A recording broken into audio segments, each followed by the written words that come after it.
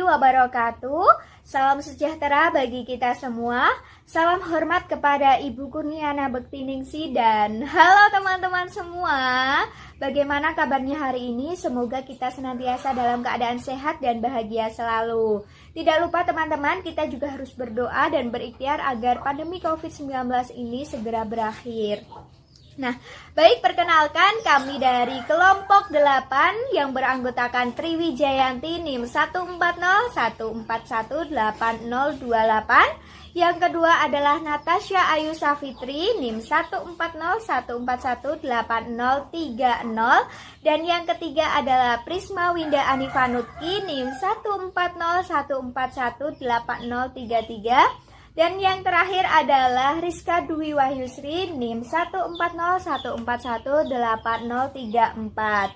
Di sini kelompok 8 akan menyampaikan materi tentang konsep teoritis supervisi akademik. Nah, ada 7 poin penting yang akan kami bahas dalam video ini, yaitu apa itu supervisi dan supervisi akademik, apa itu tujuan supervisi akademik, dan yang ketiga adalah fungsi dari supervisi akademik, yang keempat adalah prinsip-prinsip supervisi akademik, yang kelima adalah teknik-teknik supervisi akademik, yang keenam adalah pelaksanaan supervisi akademik, yang ketujuh adalah kepala sekolah sebagai supervisor. Nah, saya Triwijayanti NIM 1401441 akan menyampaikan materi tentang apa itu supervisi dan supervisi akademik. Nah, teman-teman, secara etimologi supervisi itu berasal dari dua kata, yaitu super dan vision.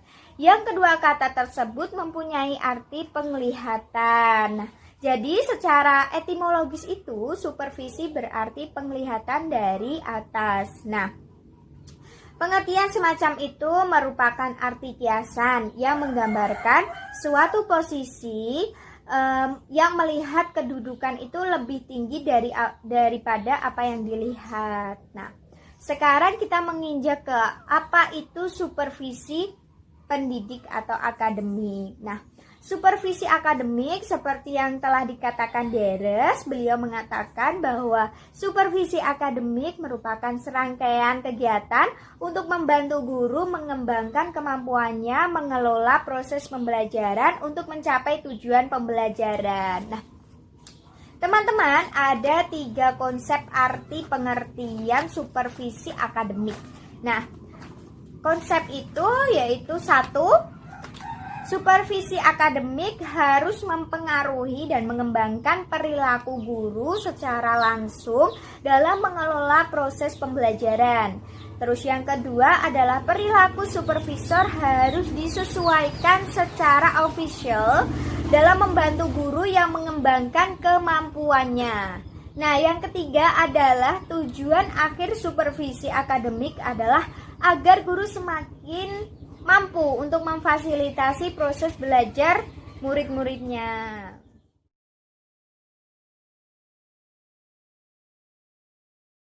Selanjutnya, saya Natasha Ayu Safitri Widiatno, NIM 14014188030. Di sini saya akan menjelaskan mengenai tujuan dan fungsi supervisi akademik.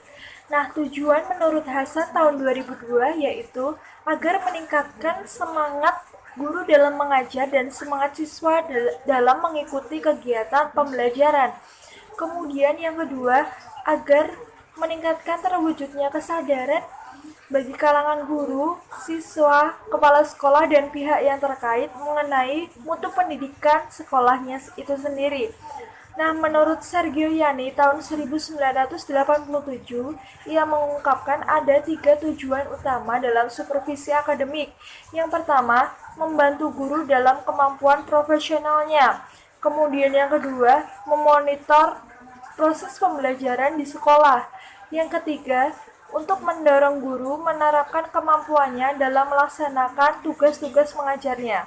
Nah, tujuan lain dalam supervisi akademik yaitu mengembangkan kurikulum, mengembangkan kelompok kerja guru, membimbing penelitian tindakan kelas. Itu tadi beberapa tujuan supervisi akademik.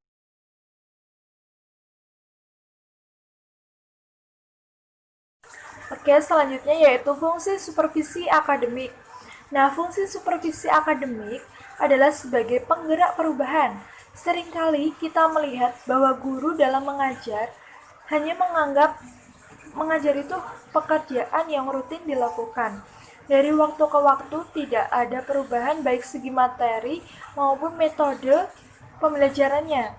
Nah, melihat kenyataan seperti itu, kepala sekolah sebagai supervisor yaitu harus menuntut atau mengarahkan guru untuk melakukan pembaruan baik dari segi materi yang sesuai dengan perkembangan iptek dan kebutuhan lingkungan.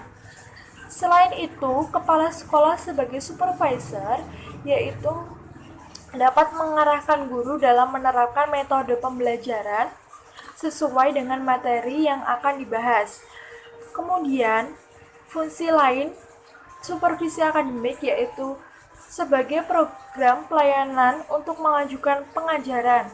Nah, dalam situasi belajar, seringkali terjadi masalah baik yang dihadapi guru maupun dihadapi siswa. Itu tadi fungsi supervisi akademik. Baik, sebelumnya perkenalkan nama saya Priswayda Divanutki, NIM 140141833. Nah, saya akan melanjutkan pemaparan materi yang tadi sebelumnya telah disampaikan oleh saudari Natasha. Nah, baik, berikutnya ada prinsip-prinsip supervisi akademik. Penilik dari tujuan supervisi akademik adalah mengembangkan situasi belajar mengajar melalui pembinaan, maka kegiatan ini dilakukan berdasarkan prinsip-prinsip supervisi akademik yang dapat dilakukan sebagai berikut. Yang pertama, bersifat ilmiah. Nah, bersifat ilmiah ada beberapa jenis. Yang pertama adalah sistematis, artinya dilakukan secara teratur. Yang kedua ada objektif, artinya bukan didasarkan atas prasangka tapi didasarkan atas data objektif atau informasi. Kemudian yang ketiga, menggunakan instrumen yang baik untuk mengumpulkan data atau informasi. Nah, kemudian yang kedua bersifat demokratis, yaitu berdasarkan atas dasar musyawarah. Nah, yang ketiga ada bersifat kooperatif, yaitu dilakukan dalam situasi kerjasama bertujuan untuk mengembangkan usaha bersama untuk menciptakan situasi belajar mengajar yang lebih baik. Kemudian yang keempat ada bersifat konstruktif dan kreatif, yaitu membina inisiatif guru serta mendorongnya untuk aktif dalam menciptakan situasi belajar mengajar yang lebih baik. Kemudian yang kelima yaitu bersifat terbuka. Bersifat terbuka yaitu membawa kegiatan supervisi ini dilakukan tanpa mengandung unsur sembunyi-sembunyi. Kemudian yang keenam yaitu bersifat komprehensif, yaitu sarana yang lengkap mulai dari kepala madrasah, guru-guru, tata usaha, dan meliputi semua aspek yaitu kurikulum, sarana, ketalaksanaan, keuangan, kesiswaan, dan humas. Kemudian ada teknik-teknik supervisi akademik. Teknik supervisi akademik adalah untuk membantu guru meningkatkan situasi belajar mengajar. Supervisor hendaknya dapat memilih teknik-teknik supervisi yang tepat sesuai dengan tujuan yang akan dicapai. Nah, teknik-teknik tersebut antara lain adalah kunjungan kelas, pembicaraan individual, diskusi kelompok, demonstrasi mengajar, dan perpustakaan profesional. Kita bahas satu persatu mulai dari kunjungan kelas. Kunjungan kelas sangat bermanfaat untuk mendapatkan informasi tentang proses belajar mengajar secara langsung, baik yang menyangkut kelebihan maupun kekurangan dan kelemahannya. Kemudian yang kedua yaitu pembicaraan individual atau percakapan pribadi. Pembicaraan individual yaitu diskusi yang dilakukan oleh sekelompok guru atau pada umumnya guru memegang pada bidang studi yang sama, baik yang diatur terlebih dahulu maupun insidental. Kemudian yang ketiga ada diskusi kelompok.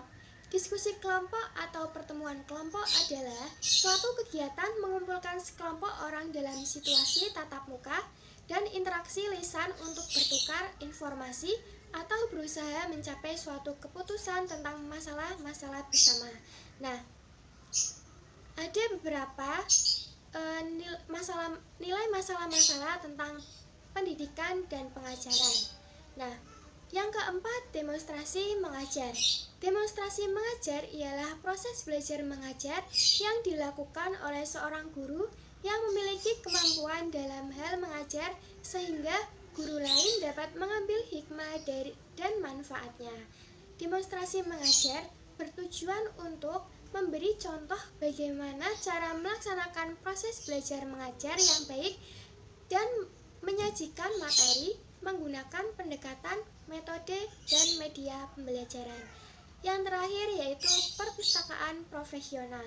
Nah, ciri profesional guru antara lain tercermin dalam kemauan dan kemampuan untuk belajar secara terus-menerus dalam rangka meningkatkan dan memperbaiki tugas utamanya yaitu mengajar.